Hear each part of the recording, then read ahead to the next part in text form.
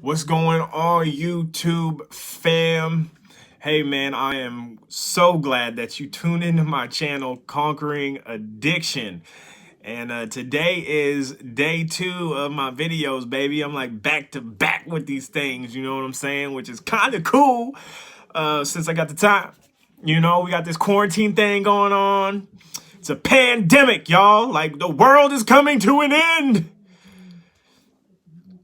I don't think it's quite coming to an end yet, man, just to be honest with you guys. But you know what?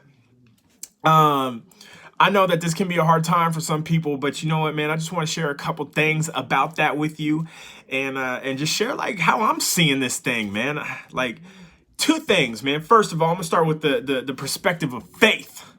Like, we can look at this situation that we're going through, and we could be down and out about it, and just think that nothing good can come from it, and just be completely a pessimistic kind of person about this. Or we can be optimistic and say, you know what, this is just an opportunity to build my faith on God's promises, right? God says to his people, like, I'm gonna save you, you're gonna be okay, chill out, man, it's going to pass. Well, I got faith in God's word, and I'm gonna believe it, and I ain't gonna stress about anything else. I'm just gonna worry about what God says about the situation. He says, man, I'm gonna save you and you're gonna get through it. So this is an opportunity to build our faith in God's word. And for me, man, the good thing that's coming out of this is connecting with my family, my kids, even some of my friends. You know, like, I got to be honest with you. I have had such a hard time just connecting with people, yo. Like, I'm always worried about getting to work. I'm always worried about, you know, getting those hours in so I can, you know, do things with my kids and enjoy life a little bit and do things for myself and pay my bills, you know? I'm really always worried about that stuff, and I have a hard time, you know, just allowing people to connect with me. I know that might be hard for some of y'all to think about me, but man, I really have a hard time just connecting and just feeling people when they're talking to me. You know, I have a hard time, but because everything's shut down, man, and like, we have no control over this. Like, I've just let everything go, and I gotta be honest, man. Like, the people that are close to me, man, me personally, like, I'm feeling more connected than I've ever felt in a long time. So, you know, there is some good things that are coming out of this. And actually, you know what, man, I'm about to share my personal story with you guys right now. I'm gonna share my personal story with you guys and touch on, you know, the reason behind our drug use. You know, like, what was it that really caused us to use drugs? And I'm gonna share with you what really what I have found, because I have an amazing pastor that kind of helped point it out. Like, he didn't know he was pointing it out, but he pointed it out, and now I'm like looking at it like, dang, bro, like, this drug addiction thing is deeper than I ever imagined. So let me just share with you a little bit about my life, my relationships, and like, what really, you know, came out of that, man. You know, my dad at the age of 2 took me, divorced my mom, and raised me till I was 12, man. And then one day, just kind of randomly, man, my dad gets locked up, goes to prison. Boom! Like, I'm just taken from my dad. And I gotta be honest with you, like, me and my dad, we were really close. Like, we were tight. Like, I loved my dad, man. He did no wrong in my eyes. I loved my dad, and like, just, you know, he's my pops, man. I loved him. I still love him, and I miss him so much. You know, my dad's actually, you know, he's committed suicide back in 2011,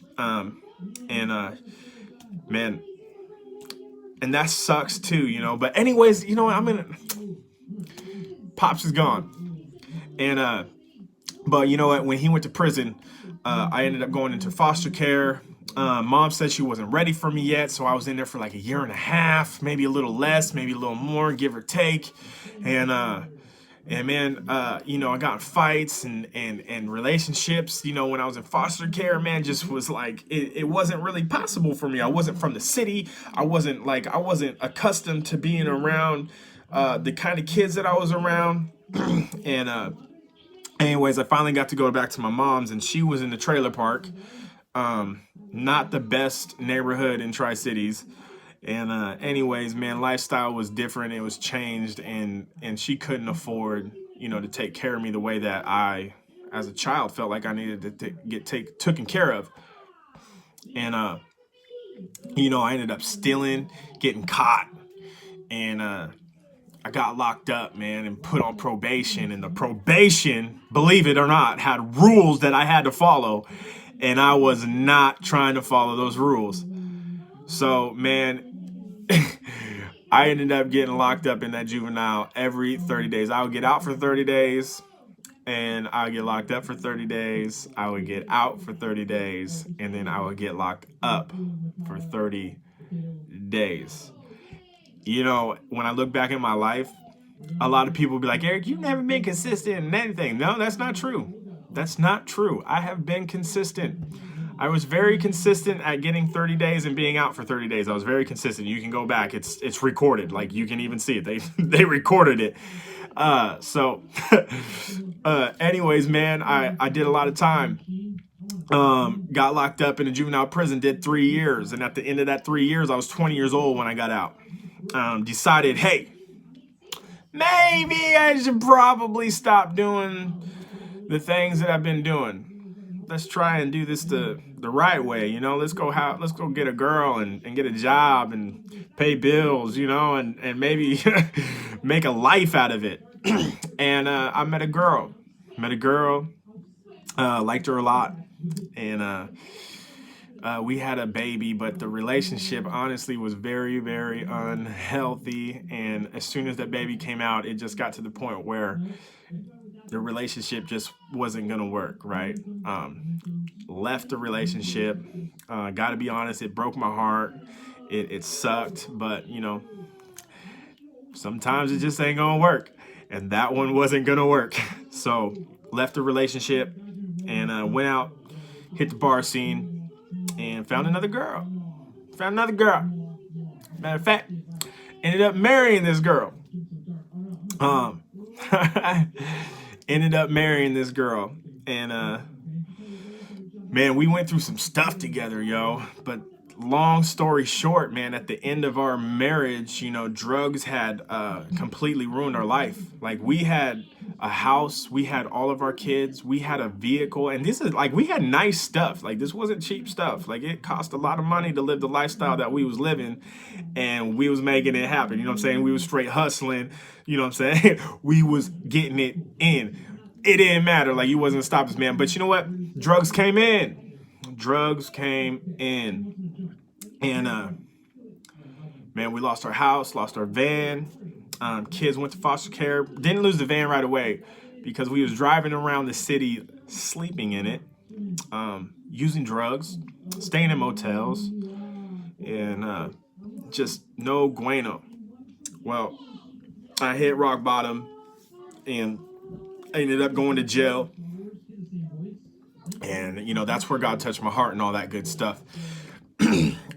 But that's not my point that I'm sharing right now. Thank God that I have an amazing pastor that has a great heart for people, because, man, I was just sitting down with him a couple weeks ago, and we was having sushi, and we were kind of going over my life. And he pointed something out to me that I've never, ever realized was a part of my life. And what he pointed out to me was that all of my major relationships that I've ever like wanted or was in was either torn from me or ruined because of drugs.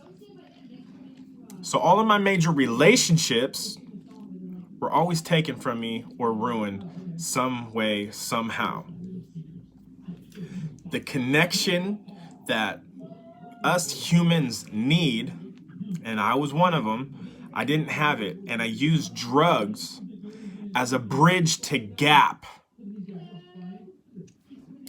that missing connection. I would use the drugs for a bridge to gap it. And that's what a lot of us addicts are missing, because a lot of times, actually most of the time, people are only looking at the behavior of the addiction and not what's causing the behavior of the addiction, what's driving it, what's pushing it. Like, it's deeper than just using. Drugs and alcohol are not the problem. They are just the cover-up of the problem. I'm gonna say that one more time. Drugs and alcohol are not the problem. They are just the cover-up of the problem. So it's very important to dig deeper below the surface of our addiction and look around the corner. Okay? It is very, very important to dig deeper than the addiction and underneath the surface and look around the corner, because that is where your true problem lies. And if you are willing to make the decision to face that issue that is driving your addiction, your life can change. Your life can change if you're willing to face the problem that is driving your addiction. And for me, the problem that was driving my addiction was the loss of a connection with my major relationships that were always torn from me. I was missing the connection, and God's been good, man, and God has connected me back to Him. And that is what has kept me strong on my journey. Even walking through messed up relationships and trying to rebuild relationships that are just almost impossible to rebuild. But God's brought some amazing people in my life, and I feel connected with them. I feel connected with Him, and I'll never deny that, because once it happens to you, you can't deny it, and you can't deny Him. And it's so good that you'd be willing to die for it. Just look at the apostles. They got connected with God and they died over it. And I'm connected with God, and I'll always preach that, and I'll always share that, and I'll even die for it. So anyways, you guys, here's what I want to leave you with this video. I want to leave you with this. Look, identify the problem underneath your addiction. Or even if you're in recovery and you've been clean for some time, but you're focused on the addiction itself, I want to challenge you to take a deeper look at your life and where did your addiction start and what started it.